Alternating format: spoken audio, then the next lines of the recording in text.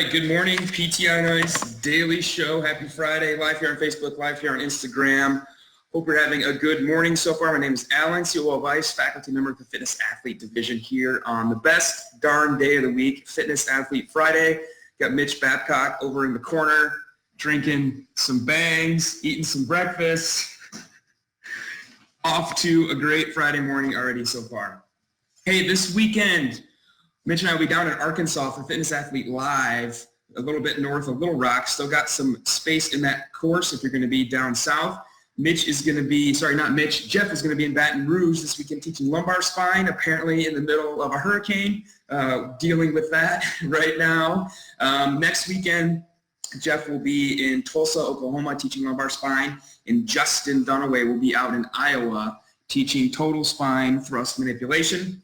July 28th, we have out-of-network step-by-step starting online with Sarah, 8 weeks online, everything you need to know to start your out-of-network practice and get started with out-of-network clinical startup. And in 2 weeks, I'm very excited, headed out to the CrossFit Health Conference in Madison, Wisconsin. And then right after that, right into the CrossFit Games with a couple of the coaches here in CrossFit Fenton. And then the start of August, we have extremity management with Eric Chaconis out in Santa Barbara, California. And then, of course, we have Rising Tide coming up in New Hampshire in October. So don't forget to check out Rising Tide. We're going to go hiking through the mountains of New Hampshire and rap about population health at the same time. Last but not least, if you haven't seen it yet, we put out Gut Check Thursday yesterday. Some squats and push-ups and sit-ups, a little quick sub 10-minute burner for those of you out there. So don't forget to get in your gut check this week. Speaking of gut check, speaking of working out at high intensity, let's talk about intensity. So the topic for today is intensity matters. And I already got some hate messages on Instagram this morning, which is when I woke up, which is good, which is mean we picked a good topic, right? I already got some stuff saying that low intensity matters, moderate intensity matters, not just high intensity matters. And we're not just talking about high intensity here. That's not the idea for today's topic. We're talking about intensity as a whole and making sure that we're objective with how we dose out our intensity with exercise, making sure that we understand that the research does support moderate to higher intensity exercise overwhelmingly. An infinite number of studies will show you that moderate to higher intensity exercise is working at a higher percentage of your max heart rate essentially, working at a higher VO2 max output. It gets better results compared to low intensity when we look at things like reversing hypertension, reversing diabetes, working on body composition, improving cardiorespiratory fitness, improving VO2 max, and improving overall athletic performance as well. So across the wide spectrum, we see that moderate to higher intensity is working at 75, 80, 85, 90% of your heart rate max, has a wide variety of benefits. And the important thing to stop and say here, a lot of people are already defensive about this, and they're saying people can't hit that. That's super intense. We need to peel back and recognize our basic exercise physiology way back from undergrad. And remember that intensity is subjective. Intensity is relative to the person's current state of cardiovascular conditioning, right? So we see things like work at 80% of your heart rate max, and we think, my patients can't do that. My athletes can't do that. But we have to recognize that, yes, they can, right? Because no matter how deconditioned you are, we can still get you working at high intensity. It's going to be high intensity for you.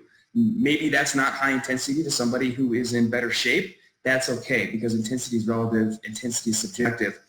Nonetheless, we need to get people working at high intensity, right? Because of all the health benefits and because of the research coming out that looks at all-cause mortality. Mansanger 2018 paper that came out last October, really awesome study, looked at a huge number of subjects and found that those who could produce the highest VO2 max, those who were the most elitely fit, had an 80% risk reduction in all-cause mortality compared to the bottom performers. So that tells us that there's no ceiling on cardiorespiratory fitness, right? You cannot get in shape enough. Nobody out here in the gym, nobody who's on a running program, nobody who's on a sports team, nobody who's trying to be in shape will ever admit that they're in shape enough. Right? Nobody is raising their hand and saying, you know what, I'm good. I think I'm in shape enough. I think I'm fit enough. We're all chasing that higher level of fitness because we know there's essentially no ceiling on the benefits of being in better shape, right? There's no ceiling on cardiorespiratory fitness. That combined with stuff like Chai-Ping Wang, a good study from 2014 that just looks at no amount of sub-threshold walking, no amount of slow walking, no matter how long you do it, will ever outpace a very short, brief, intense bout of running when we, again, look at all-cause mortality risk reduction. And so when we're talking about increasing both the quality and quantity of patients and clients' years on Earth, then we have to be looking towards higher intensity stuff. And again, higher intensity for that individual doesn't mean stuff that they can't do. You're not trying to give people the same dose of exercise. You're giving them an individualized dose of high intensity exercise based on what they can do. So keep that in mind as well. So if we are going to be doing exercises in the clinic, we should be dosing in a little bit of high intensity exercise, right? Knowing that the benefits it's going to have on their hypertension, their diabetes, and overall their all-cause mortality risk reduction. And we know we can do that with things like REMOMs and AMRAPs and rounds for time. We can take those traditional exercises. We're going to be giving that patient anyways to help with the pain, to help with the range of motion, to help with their strength, and we can combine it and get some intensity, get their heart pumping, and give all those benefits that we want. I drew a very awful representation of this study. So hopefully by now you know that I'm not very artistic, but this will really cement it home for you. Just that graph from that 2014 study just shows that running has this exponential increase in all-cause mortality risk reduction. Intense work has that. Walking does not. And furthermore, walking kind of plateaus, which just tells us that once we have a certain baseline of fitness, doing that same stuff is no longer challenging to us, right? In that study, to get a 40% risk reduction, you had to walk for 135 minutes compared to 25 minutes of running, right? And so when we talk with our patients and clients and gym members, one of the biggest barriers they have to getting in better shape, to starting to get in shape, to stay in shape is time, right? So what's more appealing, 25 minutes of high intensity exercise or over 2 hours of low intensity exercise? When we talk about time being one of the biggest barriers we perceive, then we look towards higher intensity exercise.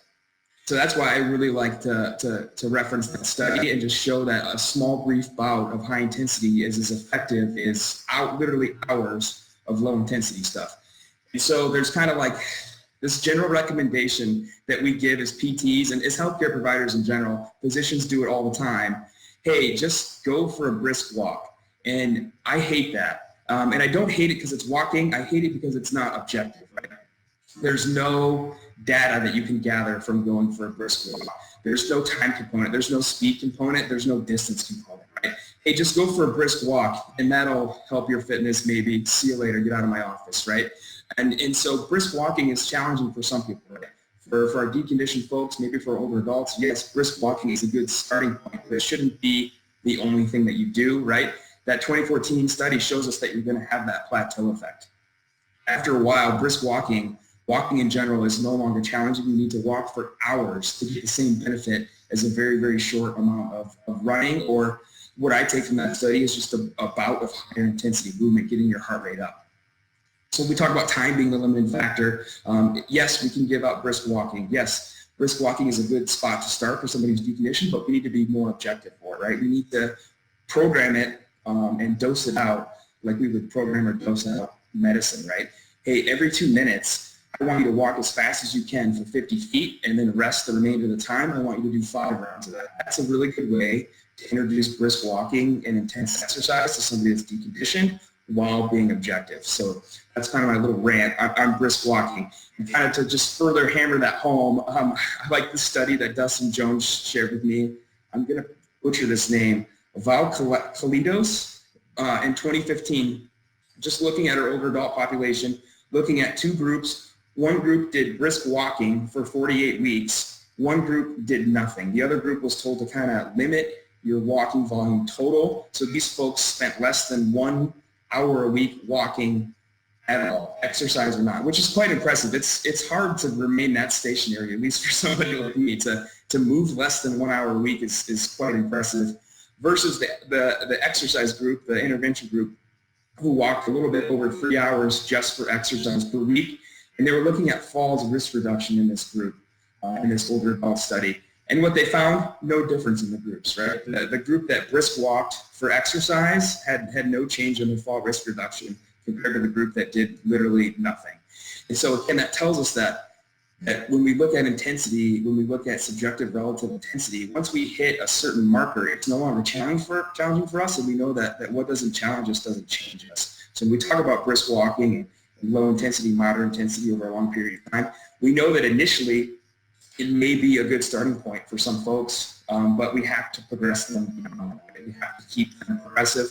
We have to keep them moving to continually improve their fitness, or they're going to see no benefit from it. Yeah, you'll burn a lot of calories if you walk for 3 hours, but you won't become any fitter as far as we're talking cardiorespiratory fitness, as far as we're talking strength and kind of overall function and improvement. So if you are going to give out brisk walking as a recommendation, make sure you're objective with it and make sure you progress people away from it. That might not mean that you get everybody running, and that's okay.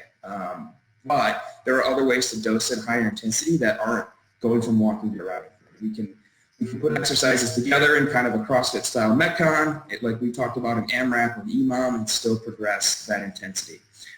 And what I want to talk about, a third point, is that we see this kind of like that's for athletes, right? That kind of stuff is just for athletes. My patients aren't athletes, they're just regular patients. And I would challenge you to kind of change your mindset and start to treat everybody you encounter as an athlete, right? Because athletes, we think of these people who are really dialed into their performance as far as exercise goes, but they're also really dialed into what they put in their bodies as far as nutrition goes and how they sleep and all these different recovery modalities that they pursue. And I think, at least from my point of view, that's how we should want everybody to start thinking, right? We want to treat everybody as an athlete because we want to see everybody start to behave like an athlete, because that behavior is what we want our patients to start to embody. We want them to care about moving often, moving intensely, caring about what they put in their mouth, caring about how they sleep and how much they drink and all the other stuff that we talk about over on Mondays with Population Health with Mike.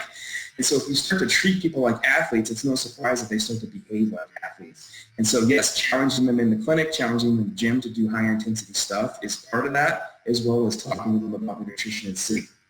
So every person should be interested in that, right? Every single person you talk to, whether or not they tell you specifically that it's their goal, is interested in living forever. Right? Nobody is looking to die soon. Right? Everybody has their own goals, but kind of if it's not said explicitly, it's implicitly implied that they want to live a long time and live a high quality of life. And exercising often and at intensity is something that's going to get them towards that goal.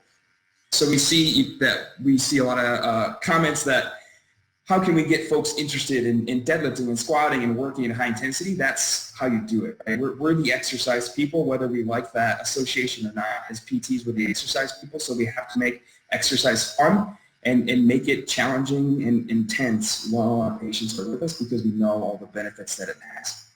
And again, it doesn't have to look like a crazy CrossFit style Metcon. It doesn't have to look like running sprints until you puke at the track. It can look like walk 50 feet as fast as you can and then take a 2-minute break, and we're going to do repeats that way. That's the way to dose and intensity that's subjectively and relatively intense for that patient, and just be sure that you're progressing it from there. And something I try to do now with almost every patient, regardless of what they're coming to see me for, is end every session with a little EMOM or AMRAP, get that heart rate up, get some intensity dosed in, even if it's only 6 minutes, 12 minutes, whatever time we have left at the end of the session, because we already know the pain-killing benefits of getting your heart rate up and getting blood pumping to all of your muscles, but we also know the cardiorespiratory and kind of all-cause mortality benefits that getting your heart rate up at an intensity that's okay for you to do has. So I encourage you to dose that into your sessions. Whatever your session looks like, maybe it does start with manual therapy, maybe it's all exercise, but add some intensity at some point during that session, even if it's only 5 or 10 minutes, you can get a lot of volume done in a short amount of time. I had a patient now who's seeing me for some back pain, not an athlete, quote unquote. There's my air quotes. Been getting a lot of emails from you all with pictures of me air quoting on here, so I'll just give you more fuel for the fire. So he's coming to see me for some back pain. He doesn't have goals to to do anything, traditionally athletic. He's not a CrossFitter. He's just coming to me for some back pain. And we finished yesterday's session with just a short 6-minute AMRAP of kettlebell swings to kind of get some blood pumping to his low back muscles, strengthen his low back, and some goblet squats, just getting his legs strong, right? And he ended up getting through 6 rounds in 6 minutes and ended up doing 60 kettlebell swings and 30 squats with a challenging weight. And so we got in some intensity. We also got in some volume for his low back and legs, and it took almost no time at all. So challenge yourself to add in those little short fitness snacks, as Christina and Dustin might say over on Jerry on Ice Wednesdays, in your session, because we know the benefits going to have later on that patient's pain, but overall just helping them become a fitter individual that's going to live longer and have a higher quality of life.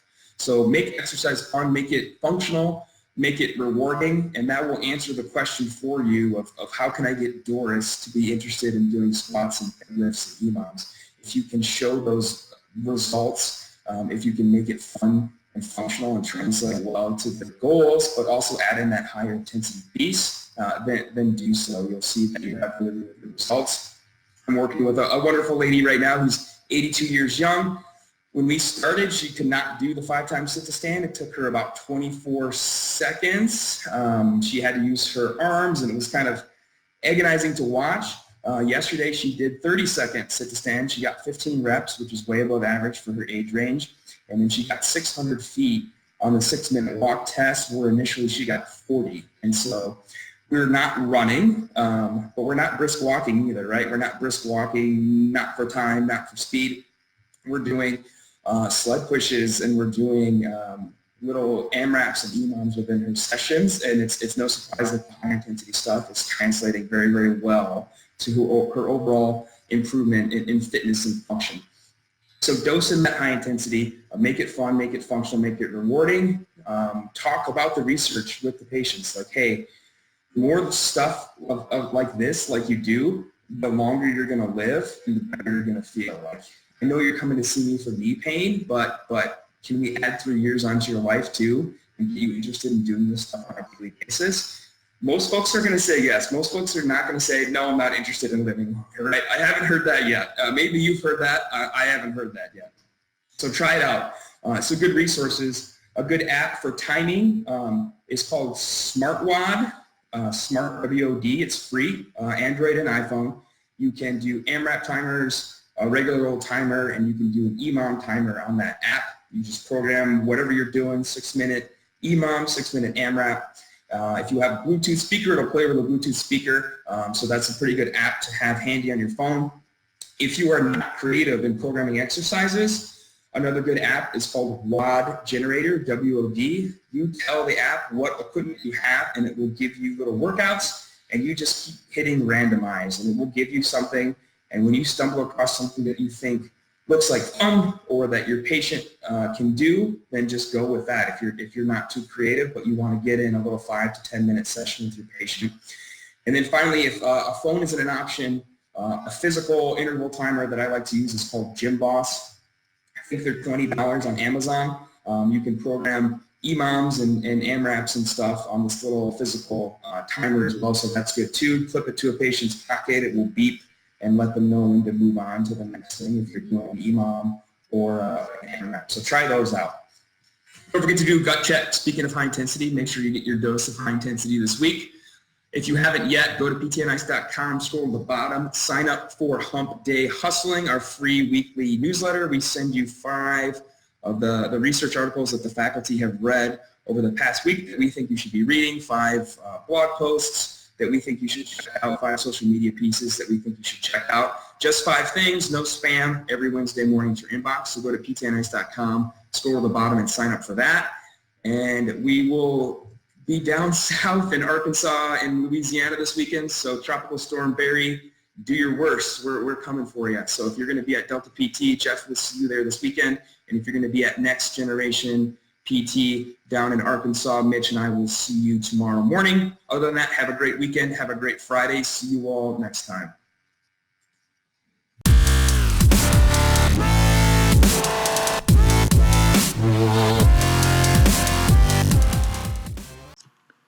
Hey, thanks for tuning in to the PT on Ice Daily Show. If you enjoyed this content, head on over to iTunes and leave us a review. And be sure to check us out on Facebook and Instagram at the Institute of Clinical Excellence.